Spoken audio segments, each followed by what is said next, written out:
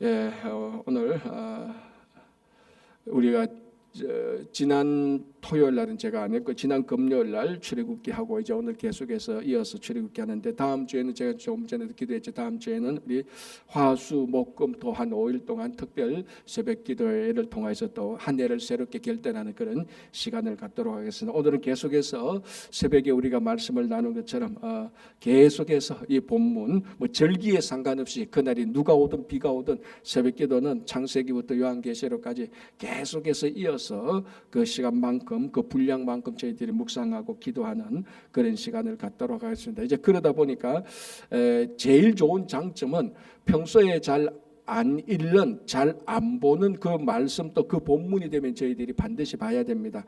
그래서 이게 좀 이제 제게 어떨 때는 이 설교자가 사실 이 구약에 있는 3,500년 전에 나던 이 성막하고 뭐 이 규례들 이런 것들이 아직까지도 이 이스라엘 전문 연구가들도 이 의견이 분분한 내용들이 꽤 많습니다. 이 뭐 규례라든지 제사 방식이라든지 우리가 지난주에 살펴본 대로 성막 만드는 방식이라든지 이게 맞느냐 이게 맞느냐, 왜냐하면 표현이 좀 애매한 것들이 있기 때문에 어떨 때는 그래서 준비하는 것이 좀 하드할 때도 있지만, 그래도 이때 이 시간에 이 말씀을 안 보면은, 어렵다고 해서 말씀 안 보면요 평생 안 봅니다. 평생 안 봅니다. 아는 것만 계속 보고. 그래서 새벽에 나와서는 창세기부터 요한계시록까지 좀 내용이 좀 복잡하더라도 또 듣고 또 듣고 또 듣고 하면은 그 내용 우리가 알 수 있는 겁니다. 지금 사실 우리가 앞에서 제가 지난주에 간단하게 말씀했지만 이스라엘 백성들이 출애굽을 하고 난 다음에 시내산에 머물 때 하나님께서 이제 이스라엘 백성들이 가나안 땅에 들어가서 하나님을 잘 섬길 수 있도록 이 광야에서 40년간 훈련시킵니다. 그 신앙 훈련을 시키고 하면서 이제 가나안 땅에 들어가서 이스라엘 백성들이 하나님을 섬길 수 있도록 계명을 주고, 그러니까 경전이죠. 계명 경전을 주고, 그리고 하나님을 섬길 수 있는 사원, 성전에 해당하는 성막을 주고, 그리고 난 다음에 뭘 줬으면 성전을 주고, 그리고는 제사장을 세웠습니다. 이제 제사장을 세울 때 그 제사장 또는 대제사장이 입는 옷에 대해서 얘기를 했고, 이제 오늘 29장은 그 제사장의 위임식, 이런 절차를 통하여서 제사장을 위임해라. 그래서 성전이 있고 성경이 우리 말하면 성전이 있고 템플 사원이 있고 경전이 있고 그리고 제사장이 있는, 우리가 말하는 종교의 완벽한 요소를 갖추게 되어서 하나님께서 이미 3,500년 전에 자기 백성들이 하나님을 섬길 수 있도록 모든 완벽한 세팅을 하나님께서 다 해주십니다. 그러니까 우리는 이런 것 때문에 저런 것 때문에 하나님을 섬기기에 어려웠습니다, 힘들었습니다라고 변명할 여지가 없는 겁니다.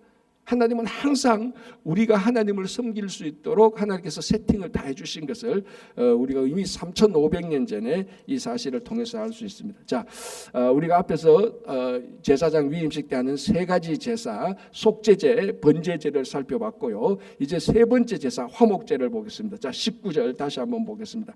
너는 다른 숫양을 택하고 라고 되었습니다. 자, 29장 15절 보겠습니다.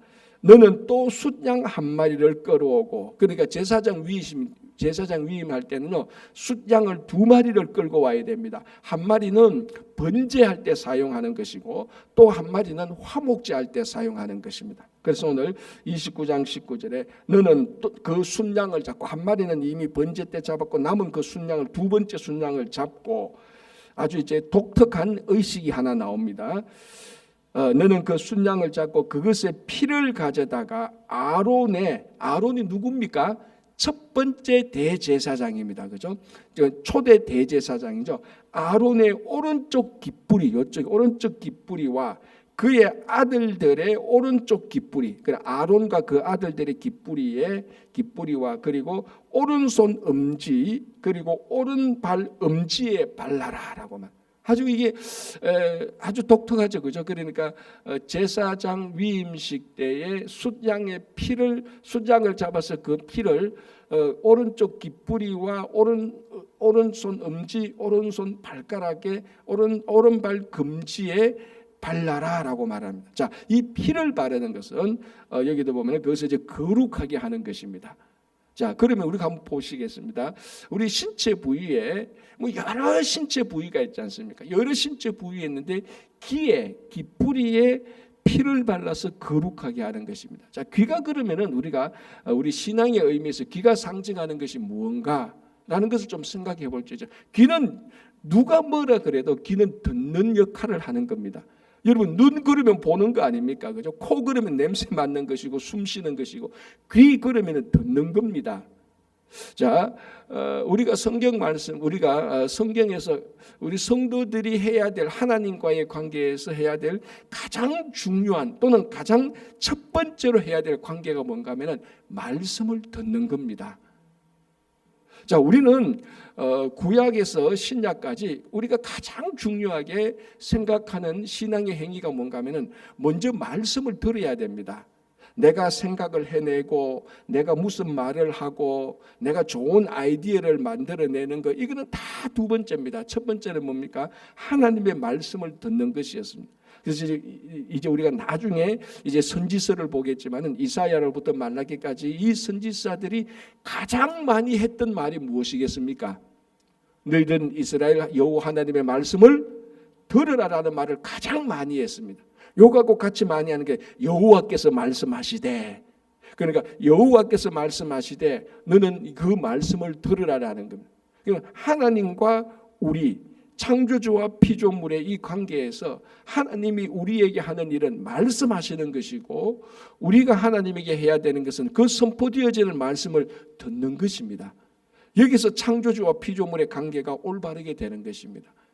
그런데 대제사장이 하나님의 말씀을 듣지 않는다면은 이 귀를 특별히 따로 거룩하게 구별해서 하나님의 말씀을 들을 능력이 없다면은 대제사장이 될 수 없는 거죠. 세상의 말은 잘 듣는데, 왜 우리도 그렇지 않습니까? 신앙생활할 때 주변에서 누구 비난하는 말, 뭐 부정적인 말, 험담하는 말은 저기서 말해도 다 들어요. 이상하게. 누가 쑥덕쑥덕 하는 폼만 봐도 야, 저거 무슨 얘기하는 거다 다 들린다 이런데, 하나님의 말씀은 정면에서 똑바로 선포해도 못 듣는 말, 듣지 못하는 사람이 있어요. 왜? 오늘 이 제사장 위임식의 이 용어로 말하자면 우리 오른쪽 귀에, 귀뿌리에 우리의 귀가 거룩하게 안 되기 때문에 그렇습니다. 정말 우리가 오늘 여러분, 자, 이 제사장 위임식이 3500년 전 첫 번째 대제사장인 아론과 그 아들들은 제사장이죠. 그 제사장의 대제사장과 제사장의 위임식을 바라보면서 이게 사실 일반적으로 생각하면 우리하고 아무 상관없는 일입니다. 그렇지 않겠습니까, 여러분? 이 3,500년 전에 그 가나안 지역에서 있었던, 아니 엄밀히 말하면 이제 그 광야에서 말씀하시는 그 제사장의 위임식이 오늘날 우리가 21세기 미국에서 살고 있는 우리하고 무슨 상관이 있겠습니까? 그죠? 정말 이거 뭐 전설의 이야기고 먼 나라 이야기에 불과하지만, 우리가 그 베드로 전설을 보면은 사도 베드로가 우리에게 뭐라고 말할까? 너는 왕 같은 제사장이라고 그랬습니다. 우리의 신분이 왕 같은 제사장입니다. 자, 그렇다면 오늘 이 제사장의 원조격인 아론 대제사장이 하는 그 위임식, 어떻게 해서 제사장이 되느냐? 우리가 왕 같은 제사장인데, 그렇게 본다면은 이 제사장 위임식은 전혀 우리하고 상관이 없는 게 아닙니다. 바로 우리 이야기하고 똑같습니다. 우리 성도 한 사람 한 사람이 세상에 나가서 살아갈 때 정말 왕 같은 제사장의 삶을 사는 겁니다. 자, 그러면은 우리가 왕 같은 제사장으로 사는데 중요한 게 뭡니까? 우리 오른쪽 귀에 예수 보혈의 공로로 거룩하게 돼야 되는 것입니다. 그래서 말씀을 들을 줄 아는, 그리고 사람들의 말을 들을 줄 아는, 이게 정말로 중요한 것입니다. 자, 제사장은 하나님과 사람 사이의 중간에 있는 역할 아닙니까? 그죠? 그래서 하나님의 말씀을 듣고 또 이스라엘 백성들에게 말하고, 이스라엘 백성들은 또 자기들의 잘못을 구하는 것을 듣고 하나님에게 알려주는, 그리고 제사장은 이 중간 매개체 역할이기 때문에 누구보다도 잘 들어야 됩니다. 하나님의 말씀도 들을 줄 알아야 되고 사람들의 말도 들을 줄 알아야 되고. 그래서 우리가 정말로 먼저 하나님의 말씀을 들을 줄 아는 이 귀가 열려야 되는 것입니다. 그게 바로 오늘 그 행위의 상징적인 의미가 제사장의 오른쪽 귀에 이제 피를 바르는 겁니다. 그죠? 뭐 그렇다고 해서 이게 생리적으로 귀가 뭐 확 뚫리고 이런 것을 의미하는 것은 아니지만 거룩한 말씀을 들을 줄 아는 그런 능력이 있어야 되는 겁니다. 또 우리가 앞에서 이미 귀라는 것은 특별하게 종에 있어서 종이 이제 안식년을 맞이해서 또는 안식년 희년을 맞이해서 종이 해방되는데, 종이 밖에 나가서 살아보니까 옛날에 그 종이 밖에서 그 주인의 이제 손길에서 벗어나서 세상에 나서 자유인으로 살아보니까 주인 밑에서 살 때가 더 좋거든요. 주인 밑에 살면은 일은 좀 힘들 때는 있어도 주인이 다 책임지고 보호해주고 먹을 거 다 공급하니까. 그래서 자유인이 되었던 종이 다시 그 주인 밑에 들어가서 자발적으로 종이 될 때 하는 예식이 있었다 그랬습니다. 그죠? 송곳에 가서 귀를 뚫어서 나는 영원토록 당신의 자발적인 종이 되겠습니다라는 그런 예식, 의식을 행하라 그랬어요. 그때도 귀를 뚫는 것이었습니다. 그죠? 자, 그러니까 이 제사장의 귀는 아니지만 이 귀라는, 우리 성도들에게서 귀라는 것은 내가 누구에게 속했다, 나는 주인에게 속한 종이라는 그런 의미가 있는 것입니다. 그걸 볼 때 이 귀를 거룩하게 하는 것은 우리가 하나님에게 거룩하게 속해 있는 그런 의미도 우리가 찾을 수가 있는 것이죠. 그죠? 자, 그래서 이 피를 발라서 오른쪽 귀에 바르고 귓부리에 바르고 오른쪽 귓부리, 그 다음에 오른손 엄지에 바르는 겁니다. 자, 손이 하는 일은 뭡니까? 손은 섬기는 것이죠. 사람을 위해서 봉사하는 것 아닙니까? 돌보는 것 아닙니까?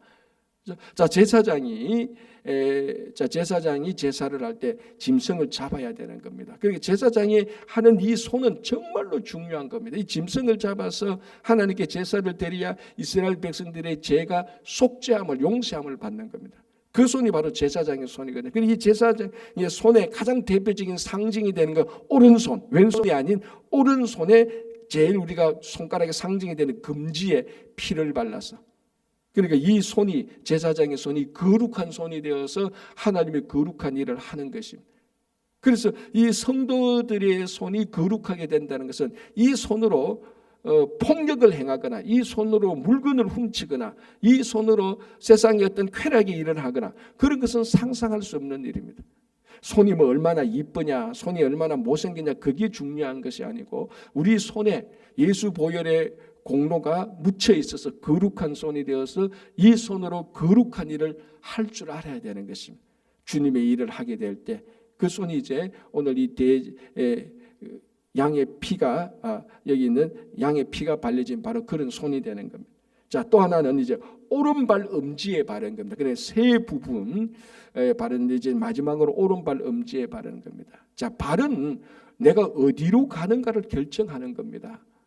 자, 성도들에게 있어서 가장 우리들이요 죄를 피할 수 있는 가장 단순하고 가장 기본적인 방법이 뭔가 하면요, 우리 발을 조심하면 됩니다. 무슨 말인가? 우리 발로 가야 될 곳과 가서는 안 될 곳을 구별만 해도요, 우리가 저지르는 죄의 80 내지 90%는 이미 다 예방할 수가 있습니다.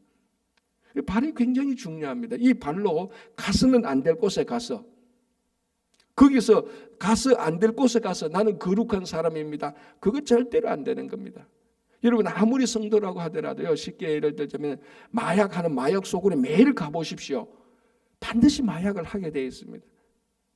그리고 이 발로 그 도박하는데 매일 가보십시오. 반드시 도박하게 되어 있는 겁니다. 이 발로 여러분처럼 매일 새벽 기도에 와서 매일 기도 한번 드려보십시오. 분명히 1월 달하고 12월 달하고 우리의 신앙은 차이가 나 있을 것입니다. 그래서 우리 이 발에 피를, 오른발 금지에 이 피를 발라서 거룩한 곳에 설 수 있는, 그리고 이 발이 가는 곳이 거룩한 곳이 될 수 있는, 그게 바로 제사장, 그게 바로 성도의 모습이 되어야 되는 겁니다. 그래서 이 특별한 29장 20절의 특별한 이 제사장의 이 의식이 오늘날 왕같은 제사장인 우리들에게 어떻게 살아야 되는가를 의미하는 바가 굉장히 깊은 것입니다. 그죠? 자, 21절 보겠습니다. 제단 위에 피와 관유를 가져다가 아론과 그의 옷과 그의 아들들과 그의 아들들의 옷에 뿌리라. 자, 여러분들 그러니까 우리 구약에서 기름을 발라서 기름을 부어서 구별하는 직분이 3개 있다 그랬습니다. 하도 제가 이제 말을 많이 얘기 다 할 겁니다. 왕이고 선지자고 제사장 아닙니까? 이 사람은 기름을 부어서 직분을 완성하게 하는 겁니다. 그러니까 이 위임식 때 이제 아론과 그 아들들에게 기름을 붓는 겁니다. 그 기름을 이제 보통 우리 관유라고 말을 하죠. 관유라는 뜻이 붓는 기름이라는 뜻이에요, 사실은. 그러니까 같은 의미죠. 자, 그런데 오늘 특별하게 보면 21절에 제단 위의 피와 관유를 가져다가 아론의 옷과 그의 아들들 그의 아들들의 옷에 뿌리라. 이는 그의 옷과 그의 아들들 그의 아들들의 옷이 거룩. 그러니까 관유도 뿌리고 피도 뿌리는 겁니다. 자, 기름도 뿌리고 기름도 붓고 피도 뿌리는 겁니다. 자, 이게 우리 오늘 우리 신앙에서 상징하는 게 뭡니까? 피는 뭡니까? 예수 그리스도 보혈의 공로입니다. 이 보혈의 공로로 우리가 구원을 얻는 것이죠. 자, 우리 구원 얻은 삶은 성령의 능력으로 살아가는 겁니다. 그러니까 구원받은 사람이 내 생각과 나의 건전한 판단과 나의 똑똑함으로 살겠다. 이거는 안 되는 거죠. 예수 그리스도 공로로 보혈의 공로로 구원받은 사람은 이제 성령의 능력으로 살아가야 되는 겁니다. 그래서 오늘 이 제사장에게 피와 관유를 동시에 뿌린다. 이는 보혈의 공로하고 성령의 기름 부음을 받는 것을 의미하는 것입니다. 그래서 왕 같은 제사장이 우리가 세상에 나가서 살 때 예수 그리스도 보혈의 공로로 구원을 받은 사람들 아닙니까? 받은 사람들이 나가서 어떻게 사느냐? 사람들은 다 자기 똑똑하고 자기 경험, 자기 지식으로 살아가지만 우리는 그런 것들보다 더 우선적으로 성령의 기름 부음을 받아서 살아가야 되는 겁니다. 그래서 우리의 영이 성령의 인도하심을 받아서 살아가야 되는 겁니다. 그죠? 자, 이제 22절부터 26절까지는 화목 제물에게만 주는 특별한 의미가 있습니다. 그게 뭔가 하면요, 속죄제와 번제제와 달리 화목제는 이 예물을 드리는 사람이 제사자죠, 예배자죠. 예배자가 예물을 드리면 그 예물의 일정 분량은 이것 예물을 드린 사람들이 그 음식을 먹게 되는 겁니다. 2사람 3사람이 그 드렸으면 그 가족들하고 같이 하나님 앞에서 음식을 함께 먹는 겁니다. 그래서 이 하나님 앞에서 예물을 드린 사람들이 모여서 정해진 곳에서 예물을 먹는 이 행위가 사실은 화목의 행위입니다. 그래서 이 화목제라고 말할 때 화목의 히브리어가 무슨 단어겠습니까? 우리들이 가장 많이 쓰는 단어, 이거 샬롬이라는 말입니다. 자, 그러면은 샬롬이라는 말의 의미가 샬롬, 이게 우리가 평화, 평안, 화목이라는 건데, 그러니까 화목 제사라고 말을 할 때 화목이란 말이 샬롬입니다. 자, 그럼 이 제사를 드릴 때 샬롬의 상징적인 행동이 뭐냐? 드린 예물의 일부를 하나님 앞에서 그 드린 사람들이 함께 음식을 나누어 먹습니다. 요것을 가지고 샬롬이라고 말을 하는 겁니다. 평화라는 겁니다. 자, 이게 오늘날 우리가 생각하면요, 잘 납득이 안 돼요. 왜냐하면 오늘날 그러면 목사님 한국에서 그 젊은이들이 많이 사용되는 말 있잖아요. 저도 처음에는 진짜 이 단어가 뭔지 몰라서 혼밥, 혼술이래요. 그래서 이게 뭐 하는 말이 그러니까 혼밥은 혼자 술 마시는 거, 혼밥은 혼자 밥 먹는 거. 그러니까 아시다시피 한국은 1인 가구가 엄청 많지 않습니까? 이제 어떤 사람은 누구하고 같이 밥 먹는 게 어색한 거예요. 자기 혼자 밥 먹는 게 이게 편한 거예요. 그런데 우리나라 이 아시아권 문화, 특히 우리나라 문화는 음식이 있으면 항상 나누어 먹지 않습니까? 그죠? 그래서 우리들 같은 거 아마 여러분들도 마찬가지로 우리가 식당에 가서 혼자 밥 먹는 게 되게 어색해요. 그죠? 그게 왜 우리는 그런 문화에서 자랐는데 지금 한국의 젊은이들은 식당에 가서 혼자 먹는 게 굉장히 익숙하답니다. 그게 이제 혼밥, 혼술이죠. 그러니까 오늘날 우리 젊은이들에게 음식을 함께 먹는 것이 평화다, 이것이 샬롬이다라는, 이게 화목이다는 말을 굉장히 이해하기 어려운 시대가 되었습니다. 자, 그런데 여러분 3,500년 전으로 이 시대 한번 돌아가 보십시오. 이 시대뿐만 아니라 여러분 우리나라도 200년 전만 하더라도요, 하루 3끼 먹은 게 아닙니다. 하루 2끼밖에 안 먹었습니다. 그리고 하루 한 끼 밥 먹을 때 배불리 먹는 사람들이 거의 없었어요. 그러니까 그 당시 삶의 목적이 뭔가 하면 어쨌거나 하루에 먹어야 될 음식을 먹는 게 자기 삶의 중요한 목적이었습니다. 중요한 삶의 목적. 왜냐하면 그래서 그 목적이 안 되면 어떻게 합니까? 부족 간에 전쟁을 하는 겁니다. 전쟁을 해서 다른 사람이 먹는 것을 뺏어 와야 우리 공동체가 먹을 수 있는 겁니다. 그러니까 뭐냐면 전쟁이 오늘날의 이 전쟁하고는 판이하게 다른 거죠. 원래 전쟁은 뭡니까? 우리가 먹을 것이 없으니까 전쟁을 해서 상대방에게서 먹을 것을 뺏어와서 우리가 그러니까 음식을 전리품으로 가져와서 우리가 배불리 먹는 겁니다. 그래서 우리나라는 전쟁에서 이겼기 때문에 우리는 평화로운 겁니다. 왜? 우리는 함께 먹어야 될 배불리 먹을 음식이 있기 때문에. 그러니까 오늘날 젊은이들이 음식이 없는 것은 상상 못하죠. 먹어서 자기 혼자 먹는데 자기 혼자 밥을 먹는 게 편합니다. 그게 샬롬인데 고대에는 먹을 음식이 없어서 전쟁에 가서 뺏어와서 우리끼리 이걸 나누어 먹는 거 그게 평화라는 겁니다. 그러니까 음식을 함께 먹는 것이 평화입니다.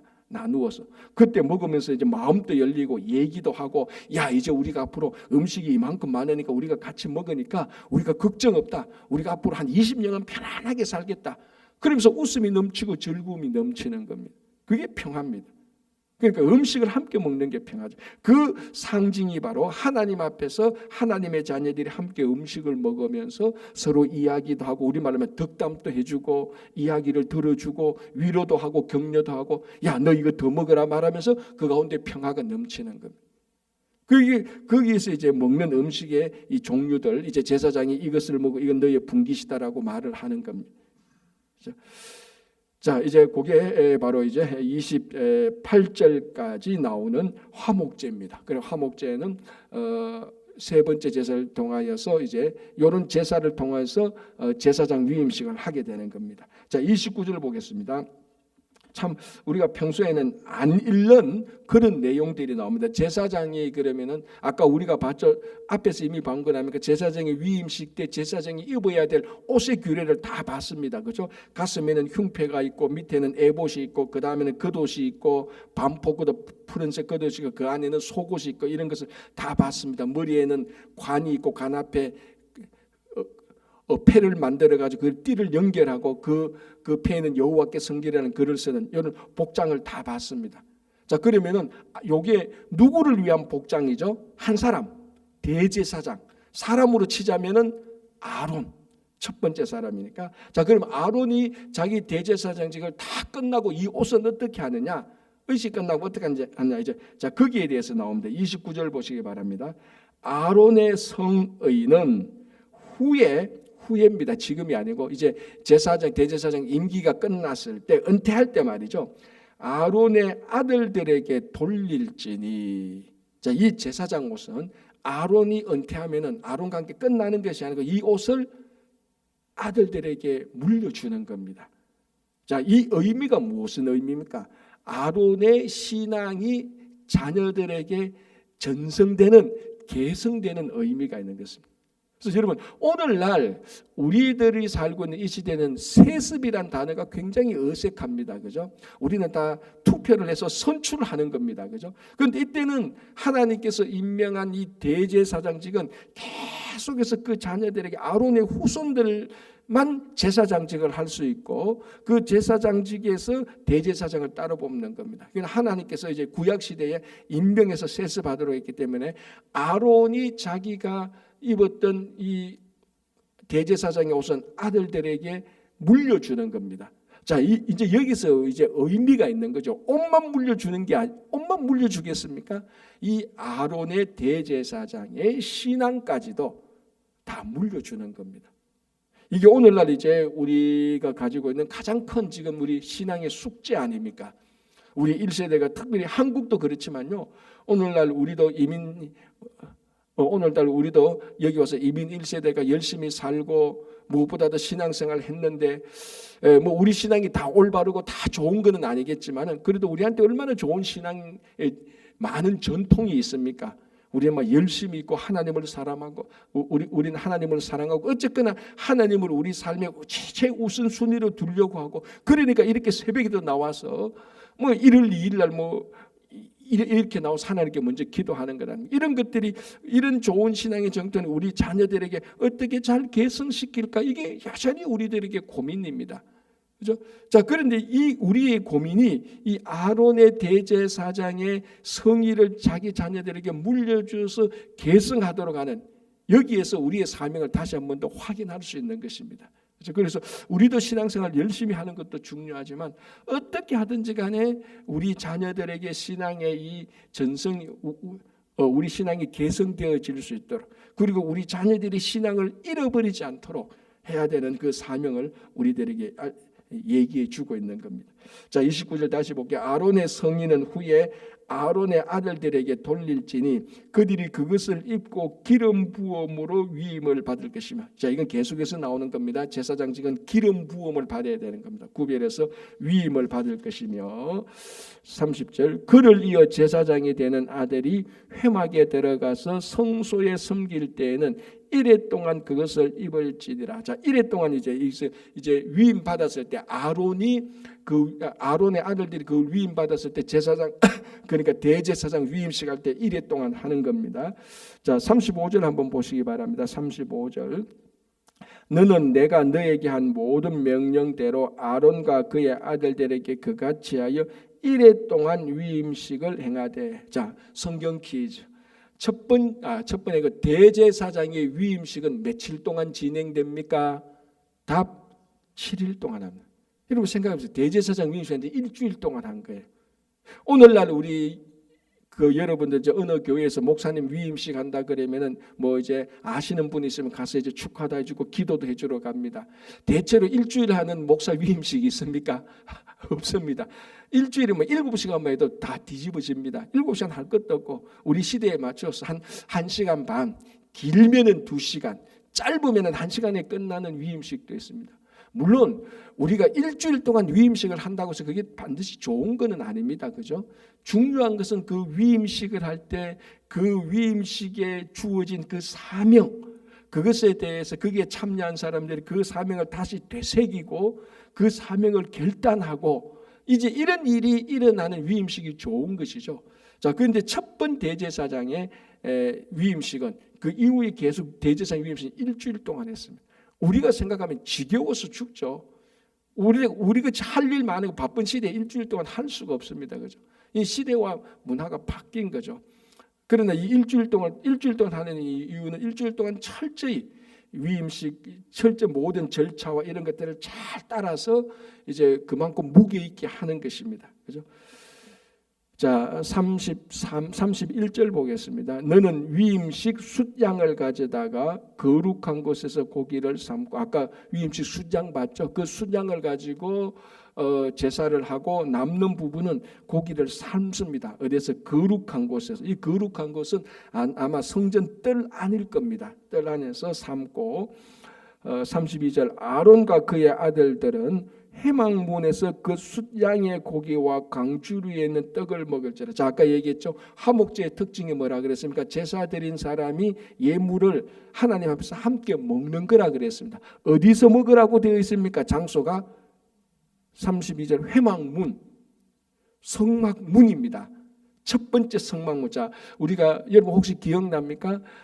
성막에 휘장이 3개 있다 그랬습니다. 그렇죠? 첫 번째 휘장은 게이트, 성막문에 들어올 때 휘장 하나, 두 번째는 성소 휘장, 세 번째는 지성소 휘장.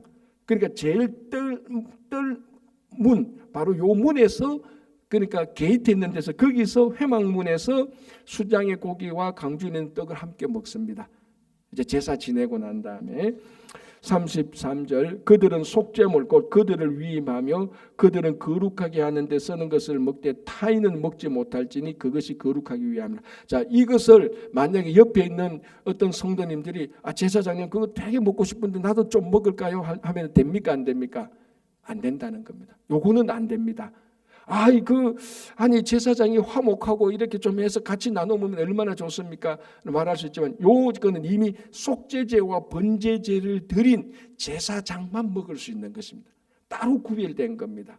이제 여기 거룩함이 들어가기 때문에 그렇습니다. 자, 이 화목이라고 해서 거룩이 없는 게 절대로 아닙니다. 거룩은 구별이 있습니다. 그러니까 화목이라는 것이 구별과 화목이 같이 섞여야 되는 겁니다. 일반 사람들은 앞에서 속죄제와 번제를 드리지 못했기 때문에 거룩성에 있어서 탈락입니다. 안 됩니다. 드릴 수가 없습니다. 그래서 속죄제와 번제를 통해서 자, 속죄제를 하는 목적이 뭐라 그랬습니까? 제사장이 위임할 때 자기 죄를 다 속죄하는 것입니다. 그래서 어떻게 하면 수송아지에 안수한다 그랬지 않습니까? 수송아지에.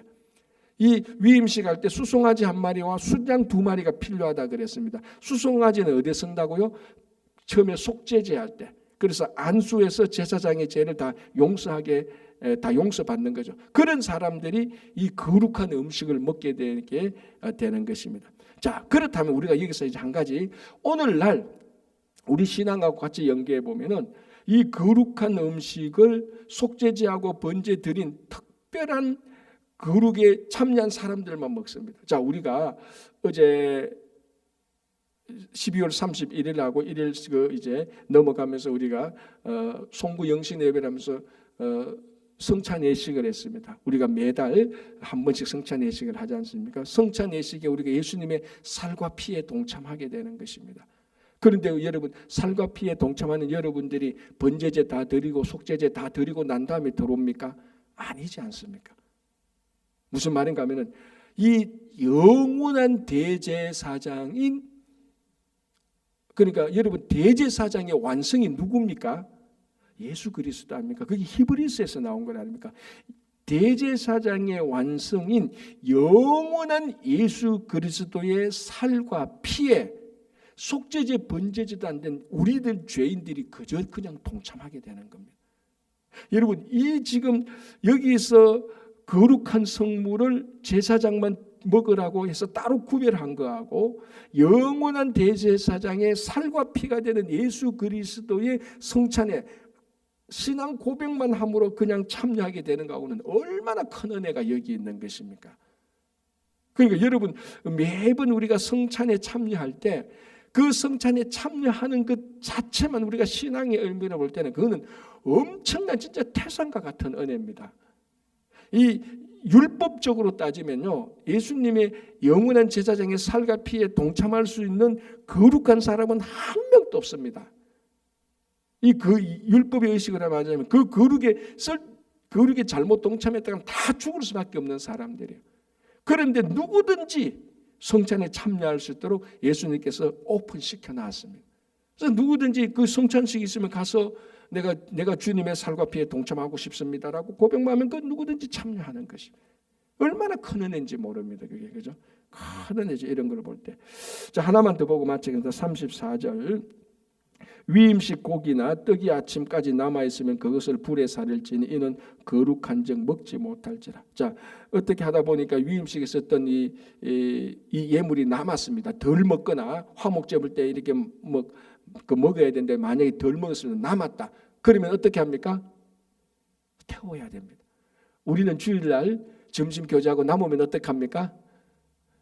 다 플레트 가져고 비닐을 해서 다 싸서 다 나누어 줍니다. 우리는 다 가져가서 집에서 드시라고.